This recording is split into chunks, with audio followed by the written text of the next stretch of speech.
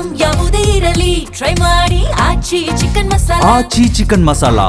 ಇನ್ನು ಒಳ ಮೀಸಲಾತಿ ವಿಚಾರದಲ್ಲಿ ಸರ್ಕಾರದ ವಿರುದ್ಧ ಬಿಜೆಪಿ ನಾಯಕರು ವಾಗ್ದಾಳಿ ನಡೆಸಿದ್ದಾರೆ.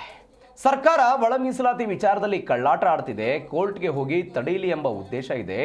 ಹೇಗಂತ ವಿಜಯೇಂದ್ರ, ಛಲವಾದಿ ನಾರಾಯಣಸ್ವಾಮಿ, ಶ್ರೀರಾಮುಲು ಕಿಡಿಕಾರಿದ್ದಾರೆ. ಬೊಮ್ಮಾಯಿ ಸಿಎಂ ಆಗಿದ್ದಾಗ ಮೀಸಲಾತಿ ಕೊಟ್ಟರು, ಸಿಎಂ ಸುಳ್ಳು ಹೇಳೋದ್ರಲ್ಲಿ ನಿಪುಣರಾಗಿದ್ದಾರೆ.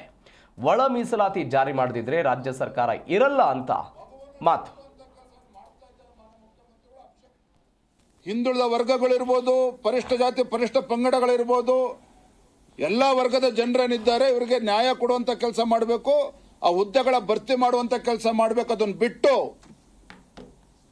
ಈ ಕಾಂಗ್ರೆಸ್ ಸರ್ಕಾರ, ಮಾನ್ಯ ಮುಖ್ಯಮಂತ್ರಿಗಳು ತೊಟ್ಟಲನ್ನ ತೂಗುವಂತ ಕೆಲಸ ಮಾಡೋದು, ಮಗುವನ್ನ ಚೂಟುವಂತ ಕೆಲಸ ಮಾಡ್ತಾ ಇದ್ದಾರೆ ಮಾನ್ಯ ಮುಖ್ಯಮಂತ್ರಿಗಳು. ಅಕ್ಷಮ್ಯ ಅಪರಾಧ. ತೊಟ್ಲನ್ನು ಕೂಡ ತೂಗುವಂಥದ್ದು, ಮಗುವನ್ನು ಕೂಡ ಚೂಟುವಂಥದ್ದು. ನೀವು ಎಷ್ಟು ದಿನ ಮುಖ್ಯಮಂತ್ರಿ ಸ್ಥಾನದಲ್ಲಿ ಕೂತಿರ್ತಾರೋ ಗೊತ್ತಿಲ್ಲ ನಮಗೆ. ಆದರೆ ಯಾವ ಅಹಿಂದ ಸಮುದಾಯವಾದ ಹೆಸರನ್ನು ಹೇಳಿಕೊಂಡು ಅಧಿಕಾರದ ಚುಕ್ಕಾಣಿ ಹಿಡಿದಿರ್ತಕ್ಕಂಥ ಮಾನ್ಯ ಮುಖ್ಯಮಂತ್ರಿಗಳೇ, ಆ ಸಮುದಾಯದ ತಾಳ್ಮೆಯನ್ನ ಪರೀಕ್ಷೆ ಮಾಡಬೇಡಿ.